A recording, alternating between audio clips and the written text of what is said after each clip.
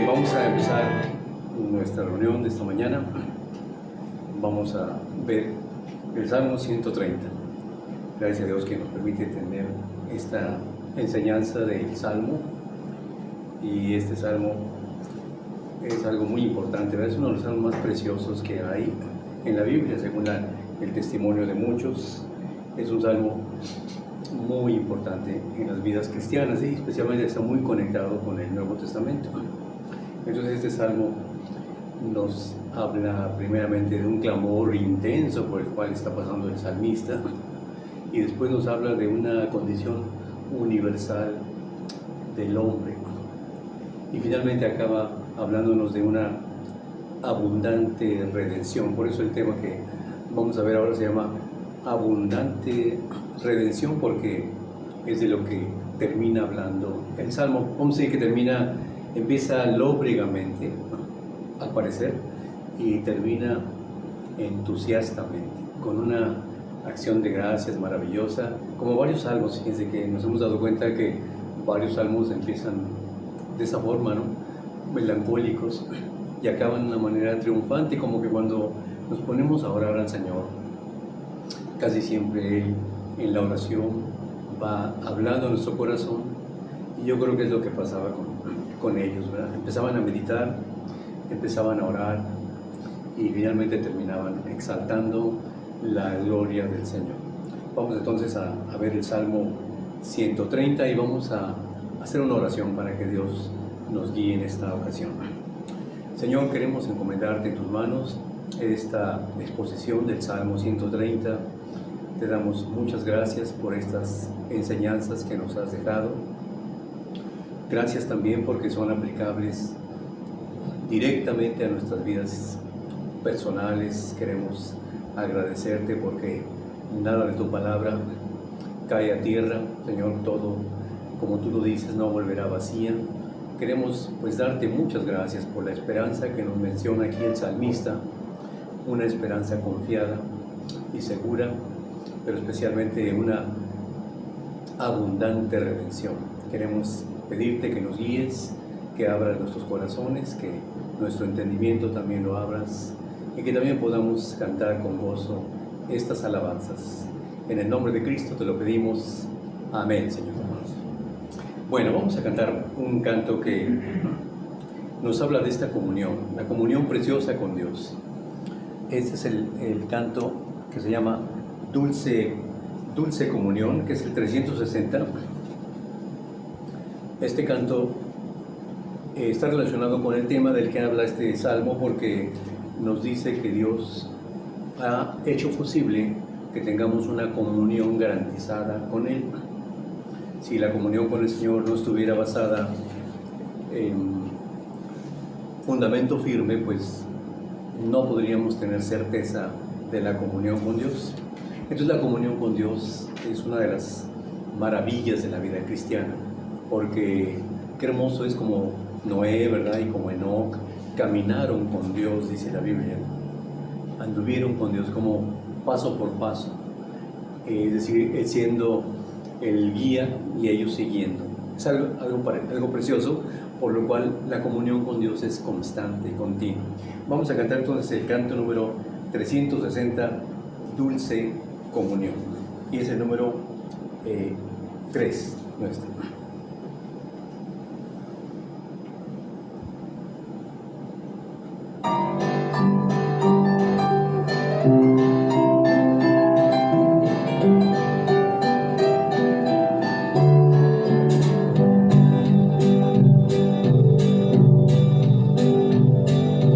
Dulce comunión, la que gozo ya en los brazos de mi Salvador.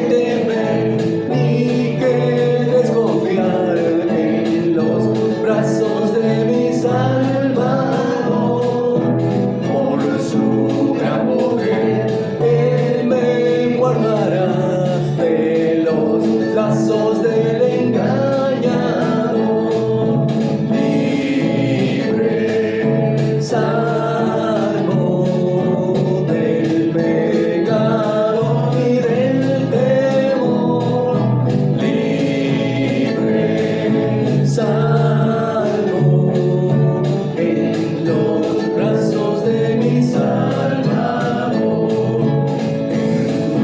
Libre, salvo del pecado y del temor.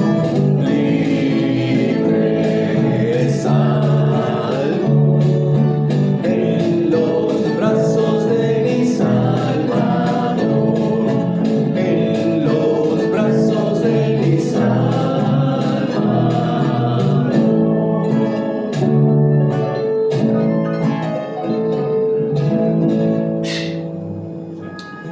Bueno, en los brazos del engañador, dice, Él nos libra, porque este salmo dice, va a redimir Dios a todo Israel de todos sus pecados. Imagínense la dureza que ha tenido hasta ahorita Israel en relación con Cristo.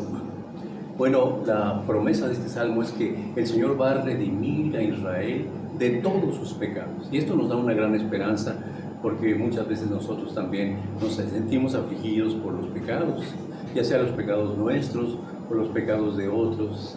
Nos da aflicción, nos sentimos afligidos y perdemos muchas veces la esperanza. Pensamos que el Señor no dará la salida, ¿verdad? ¿Cuándo nos dará la victoria? ¿O cuándo dará la victoria a aquella otra persona que queremos? Por eso el Salmo nos habla de una gran esperanza, una esperanza sólida basada en la obra del Señor, ¿verdad? Y es por eso que este canto que vamos a entonar ahorita se llama Digno y Santo, ¿verdad? Porque dice este Salmo que Él nos compró Él pagó el precio. O sea, la redención significa pagar el precio para rescatar. Entonces el precio que se pagó es su preciosa sangre. Dice este canto, el número 346, digno y santo, dice, fuiste inmolado y con tu sangre nos compraste para Dios. Y especialmente dice, Él es el que era, el que es y el que ha de venir, ¿verdad? Porque todas las promesas están enfocadas, muchas de ellas, varias de ellas están enfocadas al final de los tiempos, cuando no sabemos cuándo sea, ¿no? Dice que cuando no pienses que va a ser el final, será. El Señor vendrá, dice, cuando no lo penséis. Entonces, el que ha de venir, el que era y que es y que ha de venir. Entonces, el canto número 346, digno y santo, viene siendo para nosotros el número 1.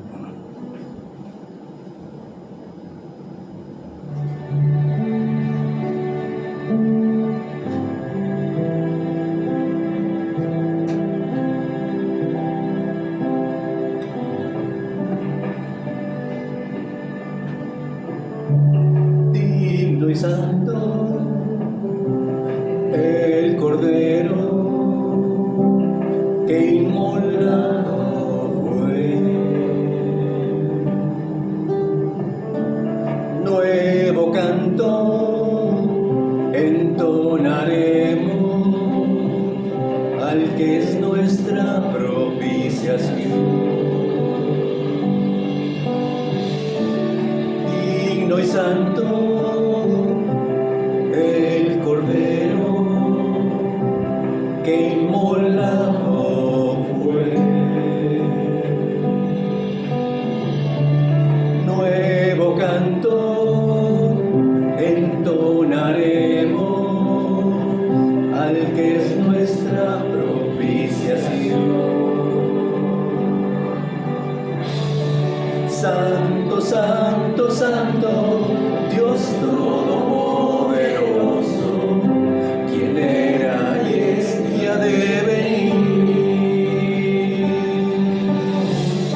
Con la creación le canto al Rey de Reyes, mi todo y le adoraré.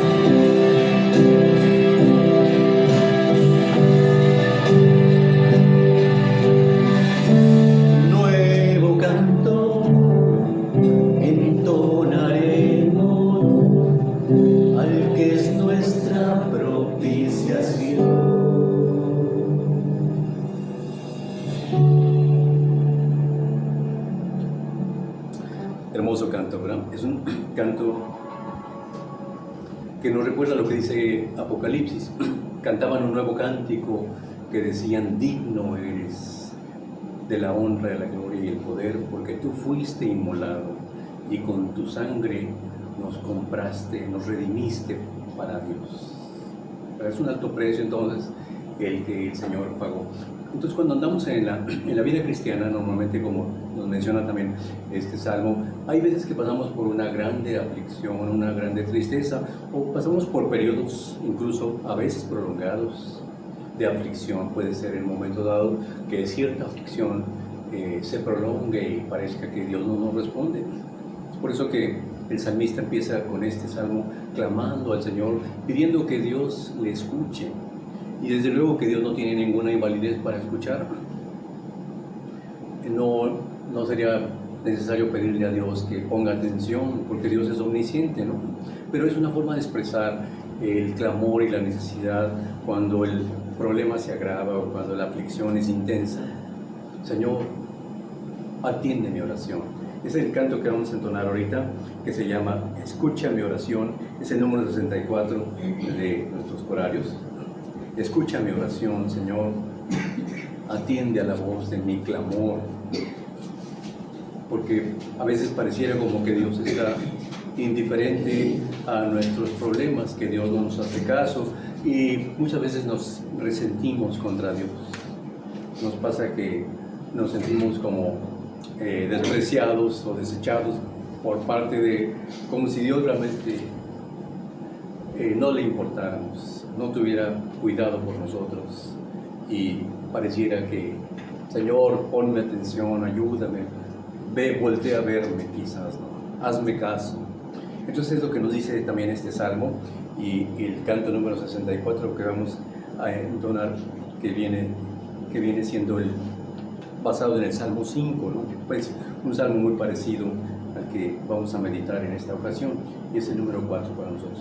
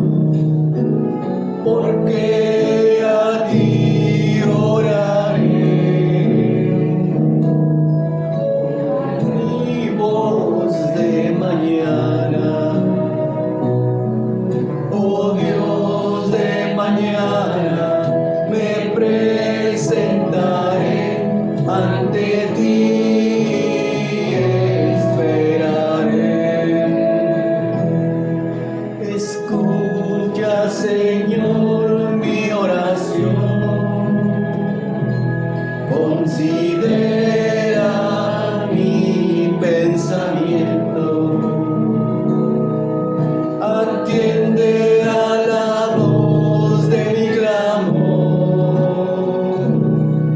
mi Rey y mi Dios, porque a ti oraré. Oirás mi voz de mañana, oh Dios de mañana, me presentaré ante ti y esperaré. De mañana me presentaré ante ti y esperaré.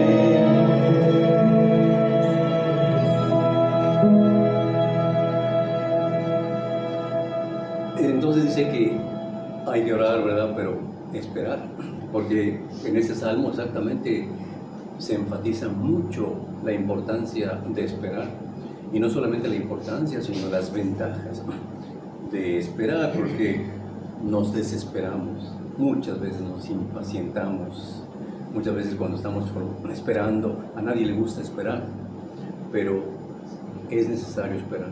En la vida hay que esperar, ¿verdad? Vas a pagar un recibo, tienes que esperar. Vas al banco, tienes que esperar. Vas a estar en el supermercado, tienes que esperar. Vas a cruzar una calle, tienes que esperar. La vida está llena de ejemplos en los cuales tenemos que esperar. Incluso hay sala de espera, ¿no? Vamos a sala de espera, ¿no? Porque hay que esperar. Entonces, en la vida cristiana también hay que esperar. Pero la ventaja que tenemos aquí es de que Él no es como dice aquí este canto: Señor, no me abandones, ¿no? Nos ha despreciado, pareciera como que ese es el clamor, sino que Él es un amigo cercano a nosotros, muy cercano a nosotros.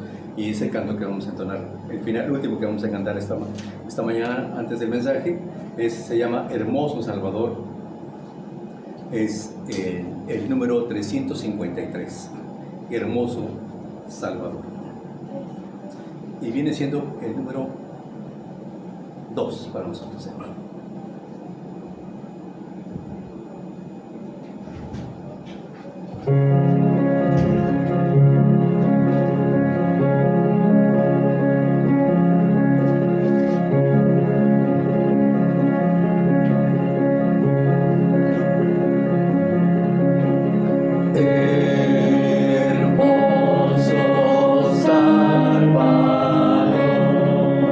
Señor de todo.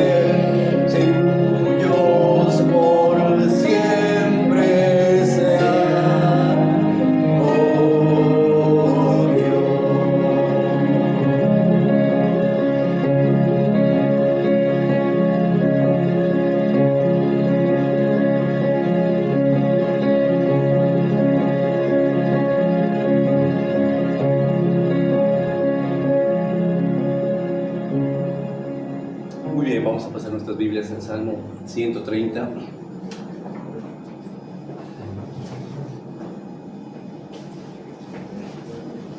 Para leer este salmo precioso.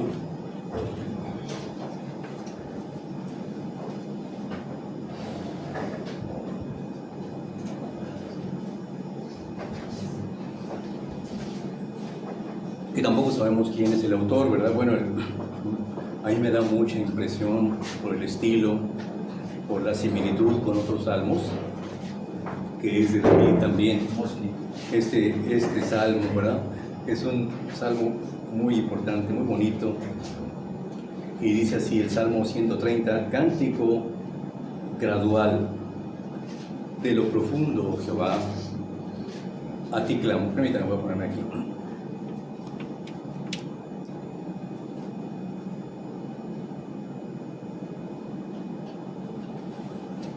Cántico gradual. De lo profundo, Jehová, a ti clamo. Señor, oye mi voz. Estén atentos tus oídos a la voz de mi súplica. Si mirares a los pecados, ¿quién, oh Señor, podrá mantenerse? Pero en ti hay perdón para que seas reverenciado. Esperé yo a Jehová, esperó mi alma. En su palabra he esperado. Mi alma espera a Jehová más que los centinelas a la mañana, más que los vigilantes a la mañana. Espere Israel a Jehová, porque en Jehová hay misericordia y abundante redención con él, y él redimirá a Israel de todos sus pecados. ¿Verdad? Entonces el tema de este salmo lo hemos tomado del versículo 7, abundante redención, porque pues habla de algo que es sobrepasante, algo que no se puede acabar, ¿verdad? Algo que tiene una duración eterna y que además tiene una aplicación a todos los hombres y que todos los hombres pueden participar de estas maravillas, porque la Escritura nos dice que cuando el pecado abundó, sobreabundó la gracia. Y entonces el significado aquí de redención, pues es algo que se tiene que pagar para rescatar lo que está perdido. Entonces el abundante rescate, el grande pago, dice la Biblia, Cristo nos redimió de la maldición de la ley, hecho por nosotros maldición, como está escrito, maldito todo el que es colgado en un madero. Entonces nos redimió por medio de una sustitución y por medio de un pago. Así como cuando tú tienes que redimir algo, ¿verdad? Que tienes que pagar para rescatarlo, así es lo que significa redención, un pago altísimo para rescatar lo que está perdido. Y el contexto también nos habla de una abundante redención, una abundancia, porque dice la Biblia que no se agotará, que además que no puede sobrepasarle, no puede vencerle, y también que es abundante en todos los sentidos, porque ha alcanzado a muchos hombres, porque ha perdonado cantidad de pecados, porque ha redimido por generación y generación. Es una abundante redención de la que nos habla este salmo. Y fíjense ustedes entonces que esta abundante redención nos da a nosotros la seguridad precisamente de nuestra posición con Cristo, porque en este salmo podemos nosotros comprender que la maldición que Cristo llevó es lo que a nosotros nos ha dado la bendición, ¿verdad? Estamos puestos en una posición de privilegio cuando Él tomó la posición de maldición que a nosotros nos correspondía. Y es por eso que esto nos hace ver claramente qué amor tan intenso y qué tan grande es el hermoso Salvador que nos ha redimido. Como dice, yo he venido no para ser servido, sino para servir y para dar mi vida en rescate por muchos. Porque muchas veces las personas no creen, ¿no? Las personas les parece algo que les genera incredulidad. Pero la abundante misericordia, la abundante gracia es para todos aquellos que la apropian. Por eso vemos que este concepto de abundancia que nunca se agota nos habla también de cosas que el Nuevo Testamento menciona en las enseñanzas de Jesús, en las epístolas de los apóstoles, la frase que nos vino a dar vida en abundancia. Yo he venido para que tengan vida y para que la tengan en abundancia. Y fíjense que la vida en abundancia está relacionada, pues no con la felicidad, diríamos, económica, no con la felicidad, diríamos, material, no con la felicidad en que todo está completamente en orden, sino la relación con Dios, la comunión con Dios es lo que nos da vida en abundancia. Y el Señor Jesucristo utilizó muchas enseñanzas para hablarnos acerca de esta maravillosa bendición de vida en abundancia. Así que vamos a ver algunas cosas. ¿Cómo es posible que esta abundante redención, qué hace por nosotros? Lo primero que vemos es que esta abundante redención asegura esta comunión con Dios, ¿verdad? La abundante redención que ha efectuado el Señor asegura o garantiza la comunión que el Señor nos ha dado. Como dice el versículo 1, de lo profundo, oh Jehová, a ti clamo. Oh Señor, oye mi oración, oye mi voz, dice el versículo 2, estén atentos tus oídos a la voz de mi súplica. Jehová, ojá, si mirares a los pecados, ¿quién, oh Señor, podrá mantenerse? Pero en ti hay perdón para que seas reverenciado. Noten ustedes que lo primero que nos menciona este salmo es que la abundante redención que el Señor nos ha dado nos da garantía de acercamiento y de comunión con el Señor, porque algo que es muy frecuente en nosotros es lo que aquí nos menciona el salmista, ¿no? El clamor y la angustia profunda que tiene en estos momentos. Habla de un clamor profundo a Dios. Señor, de lo profundo a ti clamo, oh Jehová.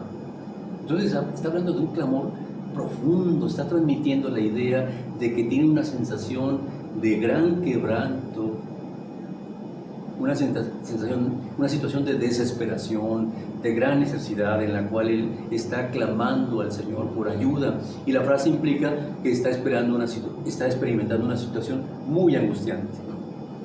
Señor, escucha mi oración, atiende mi ruego, no seas sordo a los clamores de mi voz, ¿no?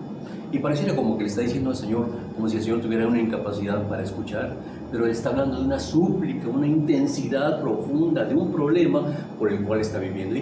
Y no sabemos si sea profundidad el problema en la que está, como cuando menciona en otro salmo que está en el hoyo, que está hundido, que está abatido, que no puede salir, como en el lodo cenagoso, que entre más trata de salir, más se hunde y más se quebranta.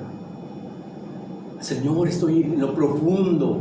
Esa fue la oración que hizo Jonás cuando estaba en el vientre del gran pez. Él sí literalmente estaba en lo profundo. Utilizó este salmo porque Jonás conocía la palabra de Dios y oró conforme a la palabra de Dios. De lo profundo a ti clamo, le dijo al Señor. Entonces, ahí él sí que estaba en lo profundo. Pero no sabemos si aquí el salmista también estaba en lo profundo de un gran problema, de un gran abismo, de un gran dolor, una gran angustia, o si está clamando desde lo profundo de su corazón. Yo creo que él está clamando en la profundidad de un problema. Aunque sí desde lo fondo de su corazón, aunque su voz no se está escuchando, la gravedad y la intensidad de las circunstancias por las que está pasando es tremenda. Y es muy probable que sea por una angustia espiritual. Es probable que sí, su angustia básicamente sea su alejamiento, su pecado, su maldad o su culpa, la cual él trae en estos momentos, una angustia espiritual enorme. Por eso puede ser que sea un clamor profundo desde lo más íntimo de su ser y una necesidad del Señor de que Dios le escuche y que lo atienda. Como vemos en el versículo 2, hace un llamado de atención. Fíjate, qué raro se oye que le está haciendo un llamado de atención a Dios, ¿no? Normalmente usamos esa palabra, hay que hacerles un llamado de atención. Normalmente lo usamos para decírselo a los hombres, ¿no? Porque los hombres no están poniendo atención. Hazles un llamado de atención, se dice, ¿no? Hazles un llamado de atención. Pero hacerle un llamado de atención a Dios no es tan común escucharlo. Y es lo que él dice aquí en el versículo 2.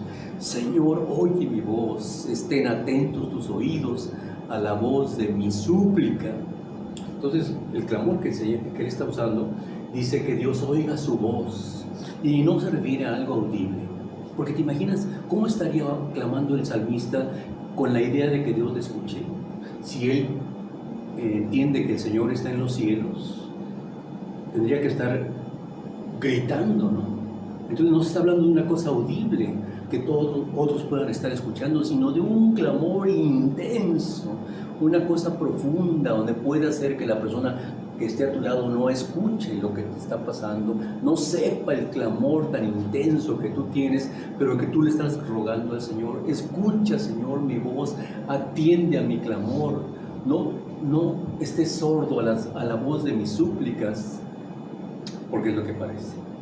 Muchas veces nos ocurre a nosotros pensar eso, especialmente cuando andamos bajo culpabilidad, ¿no? Especialmente cuando andamos, diríamos, no en buena relación con el Señor, nos sentimos alejados de parte de Él, más bien de Él, y sentimos que también Él se ha alejado de nosotros, hemos estado fríos, hemos estado indiferentes, y cuando pasamos por un problema y una aflicción fuerte, especialmente pensamos que Dios no nos va a oír, porque nos sentimos muy indignos de que Dios nos ponga atención. ¿Cómo le vamos a poder decir al Señor que nos ponga atención? ¿Cómo le vamos a exigir? ¿Cómo le vamos a pedir que nos atienda si el Señor está consciente, como nosotros lo estamos, de nuestra indignidad, de nuestra pecaminosidad, de nuestra culpa, de nuestra infracción, ¿verdad? Entonces, pues pensamos que el Señor está indiferente y decimos, pues me lo merezco porque no soy lo que Dios espera de mí realmente. ¿Cómo me va a escuchar realmente Dios con todo esto, con todo lo que yo soy? Pero la voz de la que Él está hablando aquí es exactamente esa intensidad de clamor. La esencia de su voz significa: óyeme, Señor, óyeme por misericordia, escúchame en esta condición en la que yo me encuentro, en esta situación, escucha mis pensamientos y lo que me está ocurriendo. Pon atención a lo que estoy viviendo, porque estoy viviendo una incapacidad, una dificultad en este problema. Y desde luego que Dios lo sabe, ¿no? Pero Él lo está clamando como si Dios no le pusiera atención, porque a Él le parece que Dios está distraído, que Dios no le está haciendo caso, porque Él ya ha pedido varias veces por eso y no parecen cambiar las cosas, no parece que haya una respuesta. Entonces está muy deprimido y muy resentido, porque parece como que Dios no le oye, como que Dios lo ha abandonado, y entonces eso trae mucha tristeza, y puede ser que diga, pues sí, me lo merezco, realmente, porque yo no soy nada digno delante de Dios. Entonces, pero aquí Él quiere seguridad. Señor, quiero saber que tú me estás escuchando, quiero saber que tú estás poniendo atención a lo que me ocurre. Necesito una seguridad. ¿Qué está esperando? A lo mejor puede ser que espere: Señor, dame una respuesta, a lo mejor que lo que te estoy pidiendo venga, ¿no? o que ocurra. Puede ser. Pero hay veces que no ocurre nada, ¿verdad? Hay veces que no pasa eso que estamos pidiendo, porque el Señor, que es omnisciente y que sabe todas las cosas, sabe muy bien que aquello no sería la solución a nuestro problema. El problema que nosotros pensamos que sería resuelto con esto y aquello, Dios, que es omnisciente, pareciera que no nos hace caso, porque aquello no es la respuesta que nosotros necesitamos. Entonces nos pareciera como que Dios no nos está escuchando, que está indiferente, que nos está ignorando, o más aún, que nos ha rechazado. Pero no, Dios sabe perfectamente lo que nos ocurre. El pensamiento más íntimo de mi corazón lo conoce, y a menudo entonces, cuando estamos en aflicción, eso nos ocurre igualito que a Él. Señor, escucha mi oración, atiende a la voz de mi súplica. Vemos entonces que pasa ahora de la necesidad de seguridad, pasa al versículo 3 y parece como que cambia bruscamente de tema. El versículo 3 dice: Ja, que es la abreviación del nombre de Dios. Ja, si mirares a los pecados, ¿quién, oh Señor, podrá mantenerse? Nos parece que cambia de tema, ¿no? Venía hablando de su clamor, su angustia, su desesperación, su hoyo profundo en el cual está, su sensación de no ser escuchado, y de repente cambia a otro tema. Parece: Señor, si tú ves los pecados, ¿quién? podrá mantenerse en pie delante de ti? Pareciera que es otro tema, ¿no? Otro tema por la magnitud de las circunstancias por las que habla arriba, a esto, ¿no? A esto pasa de lo particular, su gran clamor y su angustia, a lo universal. ¿Quién? Pero en realidad es un avance en la reflexión que él trae en su corazón, porque aquí vemos que la pregunta es: Señor, si tú llevas la cuenta de cada cosa que las personas hacen, cualquier pensamiento, cualquier declaración, cualquier intención, tú lo estás anotando. Si llevas la cuenta, si tú miras cada cosa, ¿quién podrá mantenerse? ¿Te imaginas entonces que Dios llevara un registro de todo lo que estás pensando, de todo lo que dijiste, de todo lo que hiciste? ¿Quién podrá mantenerse, no? ¿Quién va a sostenerse ante esta cuenta? Y que esta cuenta, a ver, vamos a llamar a fulano de tal, a la barra del juicio. A ver, fulano de tal, ¿qué tienes tú que decir? No, pero es que yo no fui, que no sé, me vi forzado. No, mira, tú pensaste esto. Pero yo creí. No, tú no creíste eso. Tú lo hiciste deliberadamente. Pero no es así, ¿por qué? Porque aquí tienes que comparar que todo absolutamente estuviera registrado. Tú calla la boca, tapa la boca de cualquiera. Por eso en el juicio final nadie podrá pasar, ¿no? Porque las pruebas van a estar completamente en contra de cualquiera, ¿no? Por eso vemos aquí que él va de una reflexión de lo particular que es su clamor a una reflexión general de lo que a todos los hombres les pasa, y que es que todos, incluso él, no pueden mantenerse ante Dios por su propio mérito, que necesitan con urgencia la misericordia y el perdón de Dios, todos. Porque a veces nos pasa a nosotros que nosotros nos comparamos con los demás, ¿no? Pues puede ser que nosotros estamos muy tendientes a ver los pecados de los demás, ¿no? Es decir, porque nosotros podemos ser tendientes a examinar lo que otros hacen y pues tenemos la tendencia a decir, pues yo no soy así, ¿no? Yo no soy de esta manera, no soy tan malo, ¿no? Oye, yo no estoy tan corrompido, ¿no? Sí, no soy como los otros hombres. ¿Se acuerdan quién dijo eso? Pues el fariseo, ¿verdad? El fariseo en la parábola de Lucas 18, del 9 al 14, eso fue lo que dijo, ¿no? El fariseo estaba, diríamos, puesto en pie y fueron al templo a orar, el fariseo y el publicano. Los dos estaban en el templo y entonces el fariseo se puso en pie y le dijo: Señor, te doy gracias porque yo no soy como los demás, ¿verdad? Algo así como decir, no somos iguales, ¿no? No somos iguales, no soy igual, ¿verdad? Yo soy esto, no soy ladrón, no soy avaro, no soy adúltero, no soy ni siquiera como este publicano, ¿verdad? A lo mejor el publicano estaba quebrantado, el publicano ahí, pero ellos lo tenían a los publicanos como de lo peor de la sociedad, y ni siquiera como este publicano. Doy diezmos de todo lo que gano, ¿verdad? Ayuno 2 veces a la semana. Y entonces él se estaba comparando con los demás, que es muy común, ¿no? A nosotros nos pasa con mucha frecuencia que cuando nos comparamos con los demás, hacemos una evaluación personal y decimos, yo no soy así. Y entonces nos tendemos a exaltar y a no, yo jamás. Y a pensar que nosotros somos mejores que otros, ¿verdad? Y que nosotros no nos pasaría lo mismo. Pero acuérdense ustedes cuando Cristo le dijo a la gente, porque trajeron a una mujer, y yo me imagino que jalándola, ¿no? La agarraron, no sé, no creo que, ¿verdad? Pues, violentamente la llevaron con el Señor, quizás arrastrando. Maestro, mira, esta mujer ha sido sorprendida en el acto mismo de adulterio. Y Moisés mandó que a tales mujeres las apedreáramos. ¿Tú pues qué dices? Y el Señor no no hacía caso, parecía que no hacía caso. Él estaba escribiendo en tierra y ellos le estaban insistiendo. ¿Qué dices, maestro? Y entonces dijo la frase maravillosa, ¿no? El que de ustedes esté sin pecado sea el primero en arrojar la piedra contra ella. Uy, entonces esto golpeó la conciencia de todos, porque todos los hombres traen la conciencia mala. Todos absolutamente, como vemos en este salmo, todos absolutamente son conscientes de su propia maldad. ¿Quién podrá sostenerse?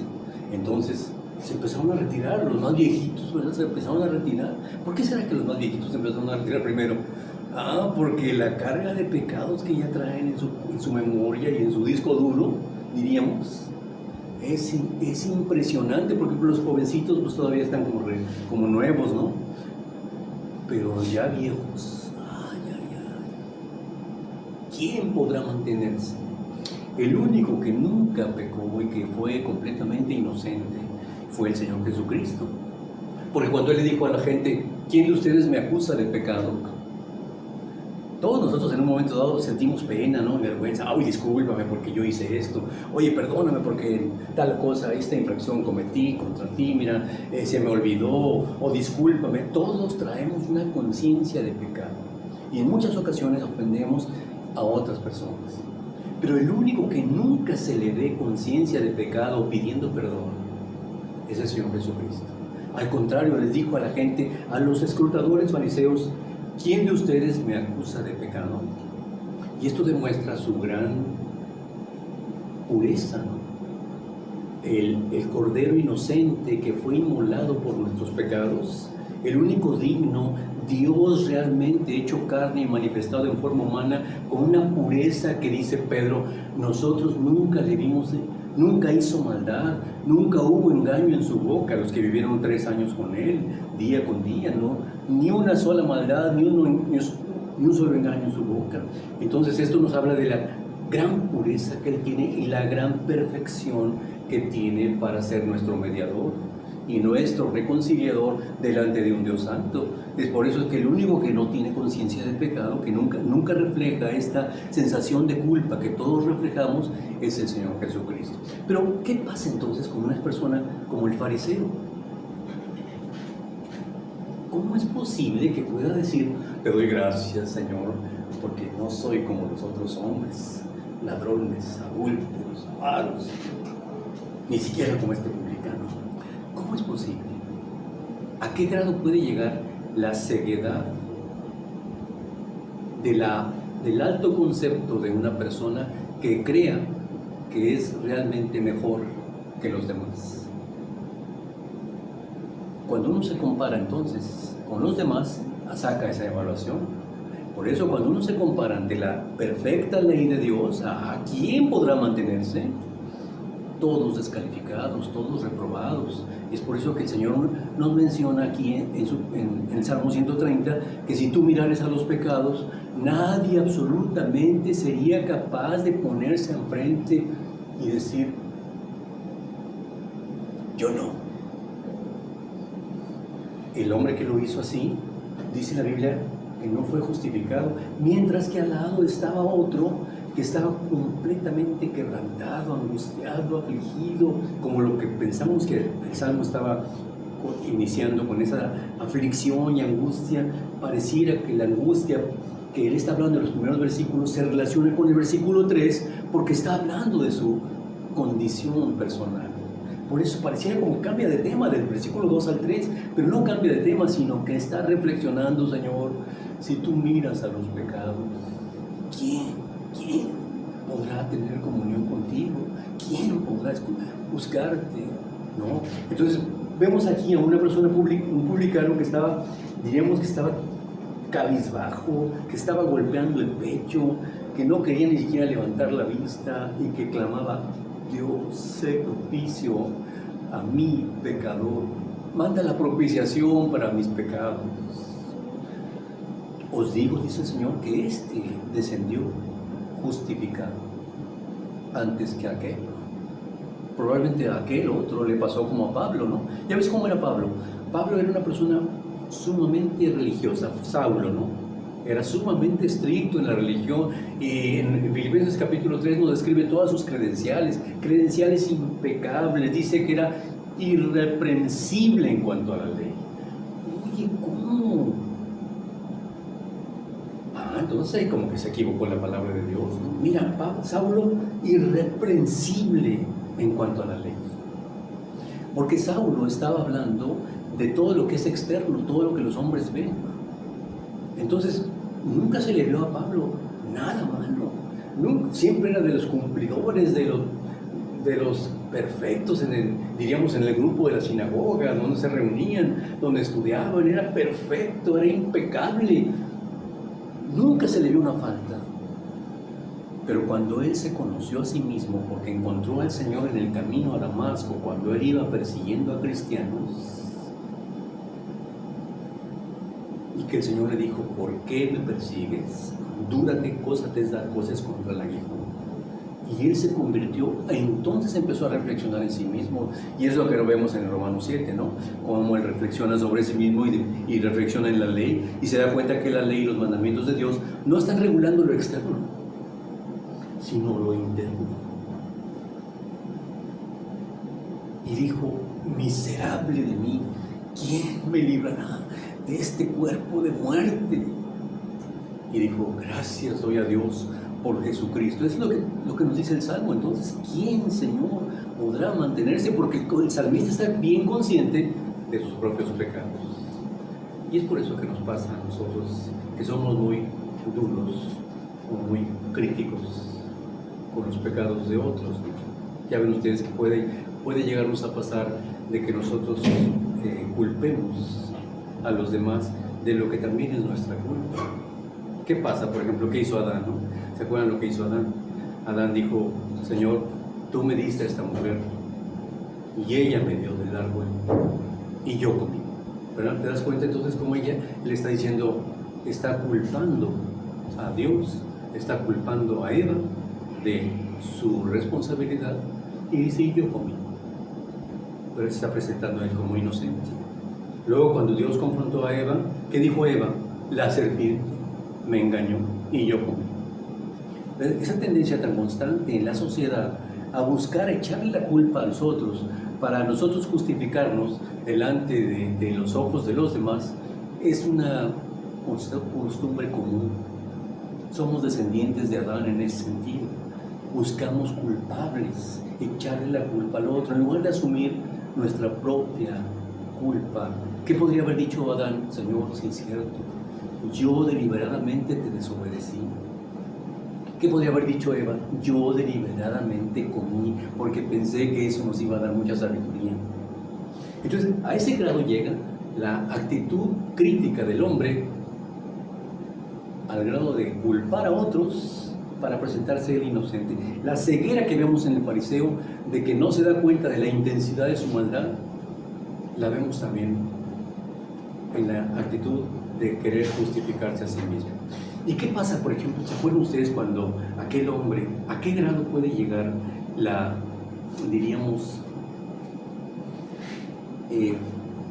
maldad, severidad, diríamos, la severidad en contra de otros, ¿verdad? ¿Se acuerdan ustedes de aquella persona que narra el Señor que le debía 10,000 talentos al rey? Oye, es una cantidad impresionante, 10,000 talentos. Y entonces el Señor, el rey, dice que se compadeció y le perdonó la deuda porque él clamaba, decía: Señor, sí te lo voy a pagar, te lo voy a pagar todo, tenme paciencia y te lo pagaré. Y pues el rey se compadeció. ¿Cómo me va a pagar este hombre esta terrible deuda que tiene? Entonces se la perdonó toda la deuda. Estaba feliz, ¿no? Pero él tenía un consiervo que trabajaba para él, que le debía a él 100 denarios, que es diríamos vulgarmente, una bicoca, diríamos, comparado con la cantidad impresionante que él debía. Y entonces lo agarró: págame lo que me debes, págame lo que me debes, tenme paciencia, yo te lo pagaré todo, págamelo. Y como no quiso perdonarlo, lo arrojó a la cárcel hasta que le pagara la deuda. Entonces lo escuchó el rey y lo mandó a llamar siervo malvado. Toda aquella deuda yo te perdoné, porque me rogaste. ¿No deberías tú haber tenido misericordia con tu consiervo, como yo la tuve contigo? Fíjese entonces a qué grado de severidad puede llegar la persona, diríamos, a sentir rencor y odio y coraje y quererse vengar, cuando uno ha sido receptor de la gracia, cuando uno ha sido receptor del perdón, de una deuda enorme, imposible de pagar. ¿Y cómo puede uno entonces págame? Porque a uno no le importa lo que uno hace a los demás. Eso es lo que pasa, ¿no? ¿No le pasó lo mismo a Judá? ¿Qué ocurrió con Judá y su nuera? Acuérdense que Judá tenía tres hijos. 2 hijos murieron, pero el tercer hijo, la nuera, Tamar, pues le dijo: espérate que crezca un hijo mío y entonces te lo voy a dar como esposo, ¿no? Murieron 2 hijos suyos y él tenía 3, ¿no? Y supuestamente el más chico la iba a tomar a ella en su viudez, pero creció el niño y Judá ni en cuenta, se le olvidó de la nuera, ¿no? Le tenía miedo porque ya se me murieron 2 hijos, si le doy a esta se va a morir también el tercero. Entonces olvidó voluntariamente. Entonces la mujer se disfrazó como de prostituta y se puso en el camino. Y Judá, completamente lejos del Señor, ¿verdad? Lejos de Dios, fue y vio a la prostituta, ¿no? Y la contrató. ¿Y qué me pagarás? Pues mira, te voy a pagar un cabrito y te voy a pagar mi báculo y la señal y un cinto, ¿no? Muy bien, dame eso. Al poco tiempo se oyó que estaba embarazada Tamar. Y entonces Judá: ¿cómo es posible? Sáquenla y mátenla a pedradas. Fíjate nada más qué críticos, ¿verdad? Y qué insensibles. Mátenla, porque está por esas cosas que hizo, ¿no? Entonces ella dijo: ¿de quién son estas cosas? Estoy embarazada.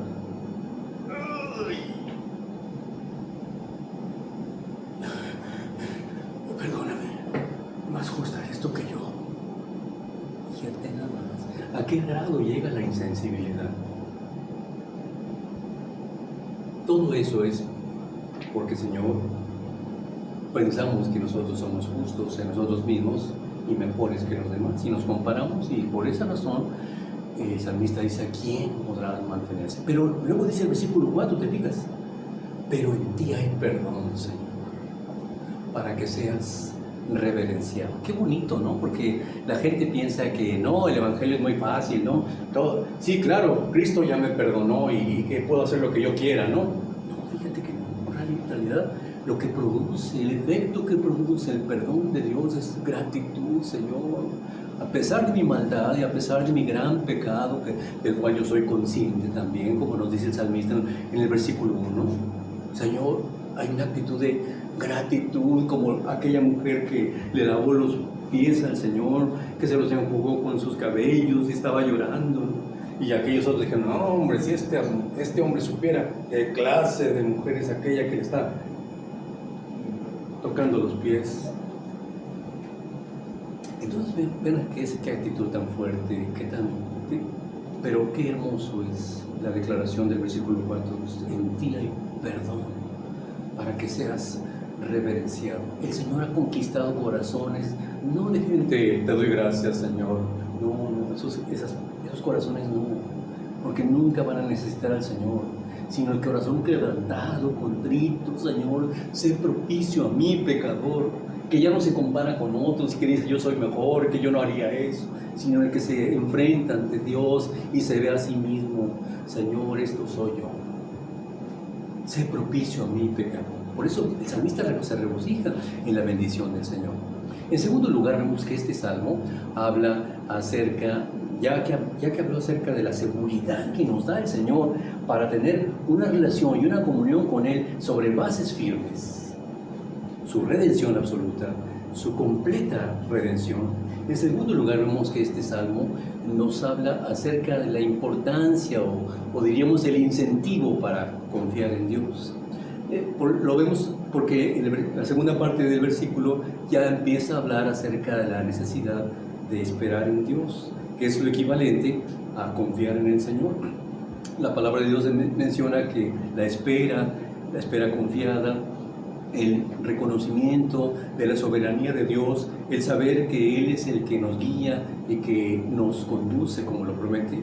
Entonces eso hace que nosotros busquemos depender de Él, que busquemos estar en constante comunión con Él, buscándolo a Él en oración, pidiéndole porque nos guíe en tal o cual específico problema, porque Él ha hecho una abundante redención por nosotros. La abundante redención hace que nosotros lo busquemos, diríamos, en oración, busquemos su guía, y es lo que nos dice el salmista en la segunda parte del versículo, ¿no? La abundante redención inspira confianza. Dice el versículo 5, ¿no? Del versículo 5 al 7, esperé yo a Jehová, esperó mi alma, en su palabra he esperado, mi alma espera a Jehová, más que los centinelas a la mañana, más que los vigilantes a la mañana. Espere Israel a Jehová, porque en Jehová hay misericordia y abundante redención en él. ¿Te fijas entonces 5 veces la palabra? Espera. Esperar. La espera confiada entonces es parte de la vida cristiana. Y vemos aquí que él menciona varias cosas. Una decisión personal, una ilustración de lo que significa esperar y luego las razones por las cuales hay que esperar. Todo esto lo menciona primeramente en estos versículos. En el versículo 5 dice, lo hace como una decisión personal, convencida, ¿no? Dice, esperé yo al Señor, esperó mi alma, en su palabra he esperado. ¿Qué significa esto? Que tomó la resolución, la decisión firme de que ya está convencido de que tantas veces él no tomó en cuenta a Dios, ya está convencido, ahora dice, esperé en el Señor. Ya no quiero andar con esos fracasos tras fracaso, error tras error, porque no consulté al Señor, porque no lo busqué, porque no esperé en Él. Ya no. Ahora Él está acostumbrado su alma a lo primero es buscar al Señor, a guardar en el Señor. Lo buscó en oración, encomendó la causa, estuvo atento a la guía del Señor. Ya ven ustedes que Dios guía por pasos. Dios no nos narra todo el mapa, ¿no? Mira, vas a ir por acá, luego de aquí te vas a pasar para acá, luego de aquí para allá. No, sino que el Señor nos guía por pasos. ¿Se acuerdan ustedes lo que pasó en Números, capítulo 9? Que salieron y Dios los guió por pasos, es decir, por jornadas. Vayan de aquí. Cuando la nube se levantaba, la nube de columna de fuego y también nube en el día, era una columna de nube. Cuando se levantaba del campamento, el pueblo de Israel sabía que había que moverse y se movían. Y donde llegaba la nube, ahí se detenían y se quedaban. Y si tenían que quedarse 3 meses, se quedaban 3 meses. Y se quedaban un año. Tan pronto como la nube se movía, ellos se movían. Tan pronto como la nube se asentaba, ellos reposaban. Así estuvieron dependiendo en el desierto de la guía de Dios constantemente por medio de la nube y el fuego. Claro, ¿cómo nos guía a nosotros Dios? Dios ya no nos guía por una nube o por un fuego, ¿no? Pero Dios también nos guía por pasos, nos guía también por paradas. A veces que nos ocurre que cuando no está pasando nada, sentimos que no, oye Señor, no me estás guiando, todo está igual, yo quisiera que las cosas cambiaran y no ha cambiado nada. Señor, me estás guiando, me estás escuchando, Señor, ¿verdad? Puede ser que así ocurre, pero en realidad el Señor nos está guiando por paradas también. ¿Por qué Dios los detenía por paradas? Porque había peligro más adelante, porque había enemigos que podían destruirlos por completo. Por cuidado entonces providencial, Dios no les permitió avanzar en la manera que ellos querían. Por eso dice la Biblia que dependían de Dios. Y a veces que Dios nos guía entonces por paradas, porque hay que esperar a que se desarrollen las circunstancias, que tomen su proceso, que lleguen a su desemboque. que nos aclaren aquel problema o aquella situación que lleva un tiempo. Por eso tenemos que depender del Señor. Ya puede ser que sea inquietud, puede ser que sea actuando, ¿no? Porque esperar en el Señor, tenemos la idea de que, bueno, pues entonces voy a esperar en el Señor, me voy a poner en la hamaca. ¿Qué haces? Estoy esperando en el Señor, ¿verdad? Eso nos suena, incluso somos irónicos para eso, ¿no? ¡Muévete! ¿Verdad? Dice la gente, ¡muévete! La espera en el Señor no necesariamente significa inactividad. Puedes tú estar haciendo lo que siempre haces, pero en tu corazón hay confianza en el Señor. Y Dios te guía con certeza y con seguridad. Por ejemplo, cuando David estaba siendo perseguido por Saúl, le dijeron, fíjate que los filisteos están robándose los almacenes de trigo de la ciudad de Keila. Entonces, lo más lógico sería, porque tenía un ejército, David ya tenía 600, 800 hombres, era que defendiera Keila. Entonces, lo primero que hizo fue consultar al Señor. Señor, ¿quieres que yo libere a Keila? Y el Señor le dijo, sí, libera a Keila. Entonces cuando vamos para los soldados dijeron, no, ¿qué pasó? Oye, estamos aquí con miedo en Judá, ¿cuánto más si vamos a Keila? Obviamente más cerca de Saúl. No, ¿qué te pasa? Le dijeron a David. Entonces David, pues ya se quedó y volvió a consultar al Señor. Señor, ¿realmente quieres que yo vaya y libere a Keila? Y el Señor le volvió a confirmar en 1 Samuel 23, levántate y libera a Keila. Y entonces lo hizo con certeza. Dios nos guía con certeza.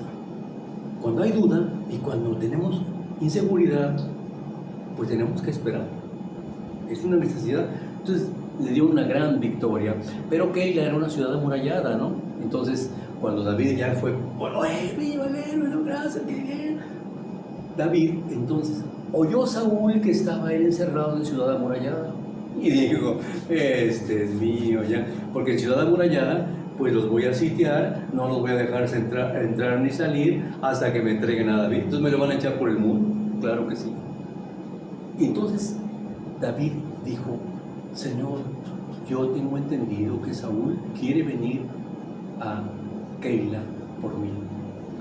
¿Tú crees que los de Keila, que han sido mis amigos, a los cuales yo he liberado y a los cuales yo arriesgué mi vida por ellos, me van a entregar? Sí, te van a entregar.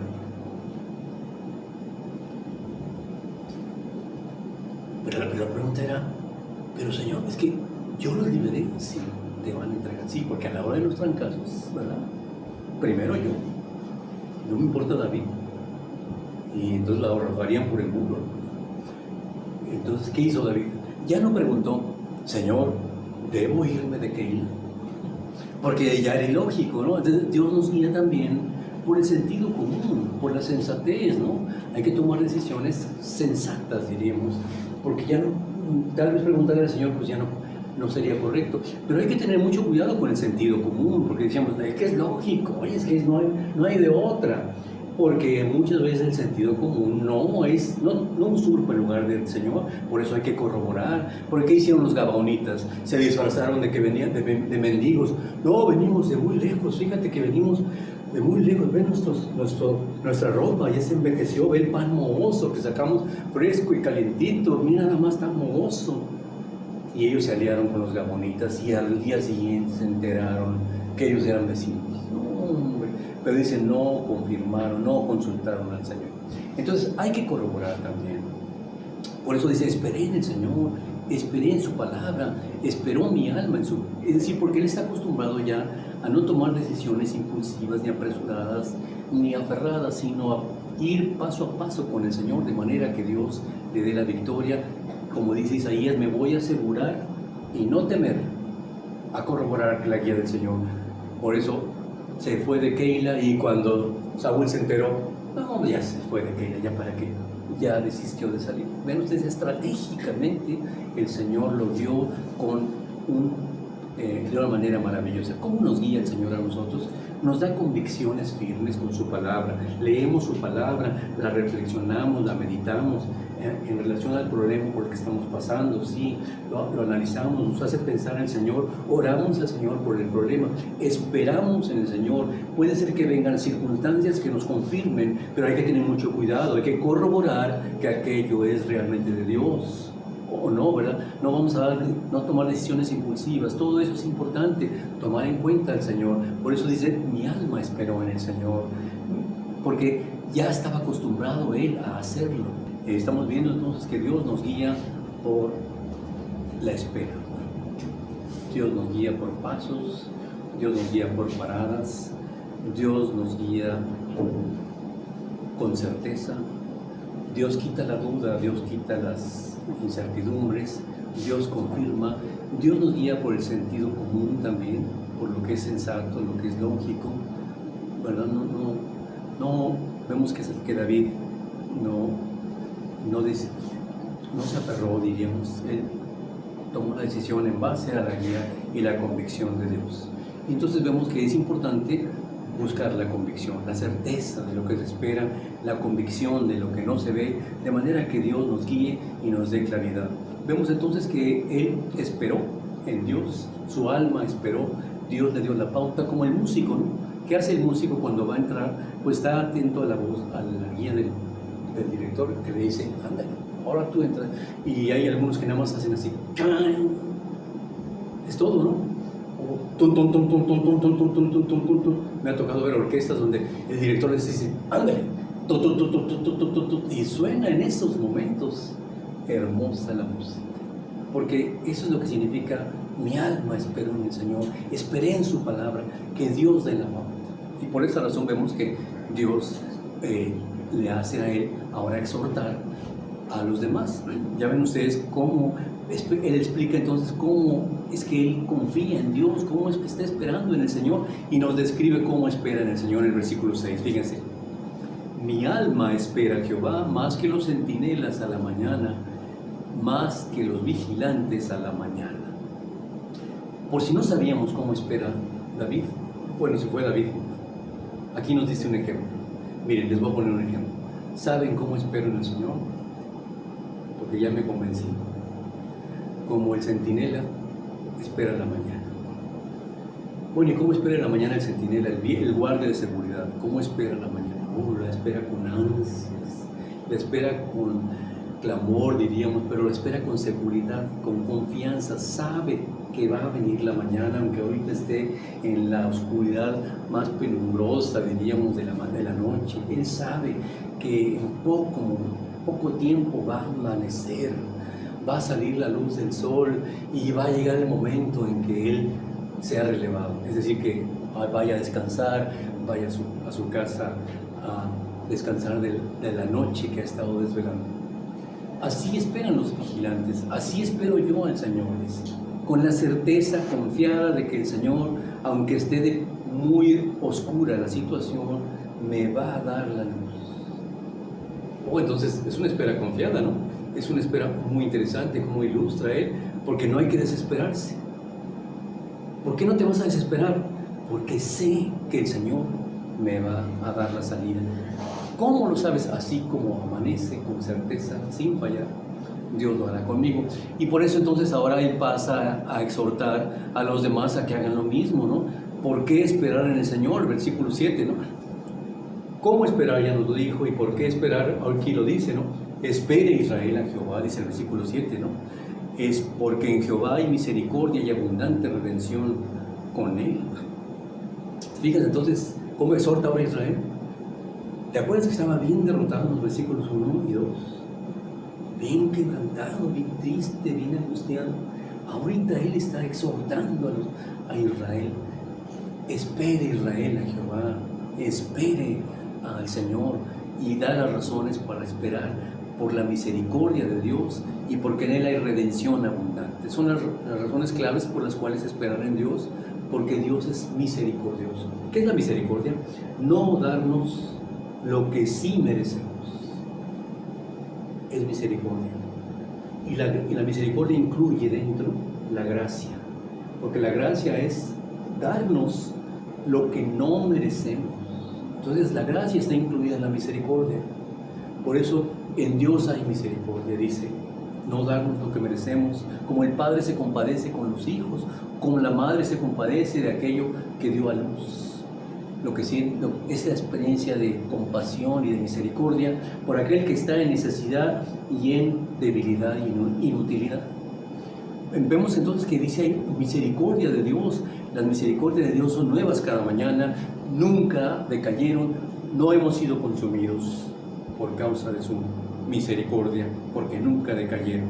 Y sus misericordias son grandes, grandes su fidelidad. Por eso hay que esperar en Dios, porque sabes tú con la certeza de que no solo vas a salir del problema, sino que además Dios te va a guiar a su misericordia, a cosas buenas, a cosas realmente en las cuales tú alabarás al Señor, le darás gracias, no importa qué tan oscuro esté el panorama. Aquí, el Salmo 27, David hace la misma exhortación parecida a este Salmo. En el versículo 27, Salmo 27, versículos 13 y 14, dice el salmista: yo hubiera desmayado si no creyera que el Señor, que vería la bondad de Jehová en la tierra de los vivientes. Y enseguida dice: aguarda Jehová, esfuérzate, aliéntese tu corazón, sí, espera Jehová. Lo dice en el Salmo 27. Quiere decir que es muy parecida a la exhortación que hace aquí a la que hizo en el Salmo 27. Por eso es probable que sea el mismo autor. Hay una similitud, cierta similitud en las expresiones. Bueno, ¿por qué razón esperar en el Señor? Porque hay misericordia para ti. ¿Qué es lo peor que puedes hacer? Desesperarte, abandonar, irte, dejar al Señor, es lo peor. Dicen que el que espera no desespera, es decir, no te desesperes, ¿no? Porque la certeza de Dios es: Dios sin duda responderá. Y vemos entonces qué es lo que Él hace aquí en este versículo, ¿no? Espera Jehová. Y le dice a Israel, la abundante redención de Dios nos inspira a esperar, a confiar. No solamente nos garantiza nuestra comunión con el Señor, la abundante redención, sino la abundante redención nos inspira a confiar por su misericordia y por su abundante redención. Y finalmente, ¿cómo termina el Salmo? Bueno, por la abundante redención fortalece la esperanza. Noten ustedes cómo dice el versículo 8: y Él redimirá a Israel de todos sus pecados. ¿Qué dice el versículo 8? Que Dios va a redimir a Israel de todos los pecados de Israel. ¿Cuántos pecados tiene Israel? Uy, Israel tiene un historial. ¿Cómo es posible que sea el pueblo de Dios, verdad? El pueblo que Dios seleccionó para que a través de ellos nos llegara la Biblia, para que a través de ellos nos llegara el Mesías, para que todas las escrituras las tuviéramos por medio de ellos. ¿Cómo? Después de que vemos el historial de rebeliones que han tenido, y especialmente la gran rebelión que han tenido, con el que Dios les envió a redimirlos. A lo suyo vino y los suyos no le recibieron. ¿Cómo es posible? Entonces la gran rebelión de Israel, aquí el salmista promete que el Señor va a redimir, rescatar, librar a Israel de todos sus pecados. ¿Cuáles pecados? Pues su rebelión, sus pasiones, su incredulidad, su negación, todo eso, porque dice: vendrá de Sión el libertador, dice las profecías, vendrá el Señor Jesucristo en Sión y apartará la iniquidad de Jacob.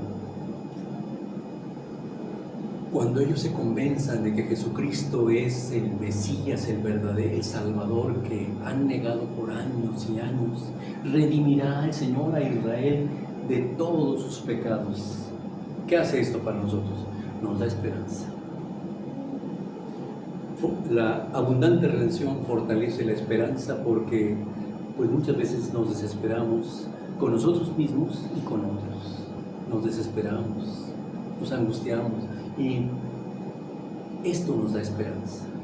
La esperanza de que el Señor actuará en las personas obrará con su palabra y los va a rescatar, porque Él es poderoso para hacerlo, como lo va a hacer con Israel. Entonces, tres cosas. La abundante redención garantiza nuestra comunión con bases firmes. La abundante redención nos motiva a esperar en el Señor para todo. Y en tercer lugar, la abundante redención fortalece nuestra esperanza en Él. Vamos a orar al Señor. Padre que estás en los cielos, te damos muchas gracias por la enseñanza de tu palabra. Gracias por estas lecciones que el salmista menciona. La esperanza en Dios, el esperar en el Señor. Oh Padre, pues gracias por esas palabras, bellas palabras de vida. Gracias, Señor, porque vemos en Él pues alguien que ha sido entrenado, que ha sido guiado por ti y que lo has llevado a una conclusión a la cual somos exhortados a esperar en ti. Señor, guárdanos en el nombre de Jesucristo, nuestro Salvador. Amén. Muy bien, vamos a cantar un canto, el último canto de hoy, muy relacionado con este tema. Fíjense que en una ocasión un creyente estaba pues en una grande duda, aflicciones, quebrantos. Escribió el Progreso del Peregrino, ¿se acuerdan?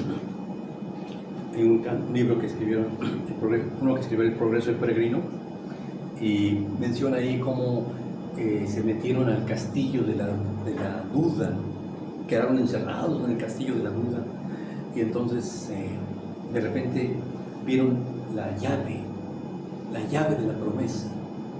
Entonces con esa llave pudieron abrir el calabozo y pudieron abrir todas las puertas y salieron de la duda, de la desesperación, porque la promesa de Dios, su palabra, es la llave en la cual tenemos que esperar, y cómo el Señor abre las puertas cuando estamos en esas aflicciones. Espera en Jehová. Vamos a cantar entonces el canto número 264, maravilloso, se llama Maravilloso Amor.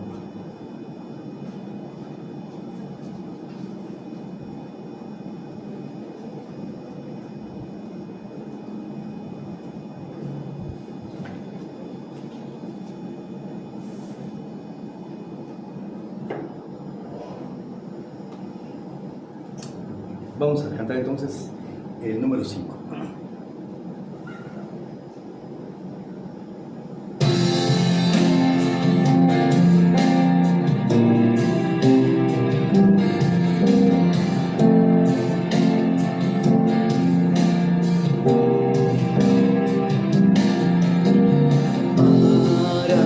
Maravilloso es el gran amor que Cristo el Salvador derramó.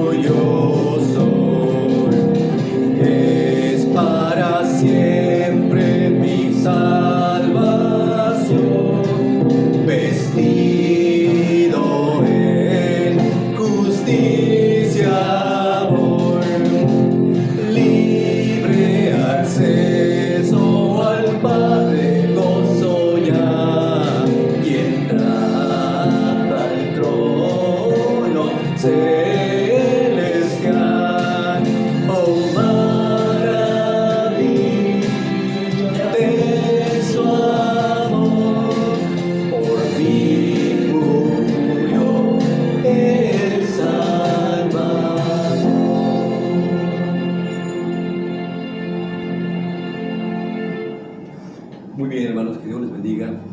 Un saludo para todos.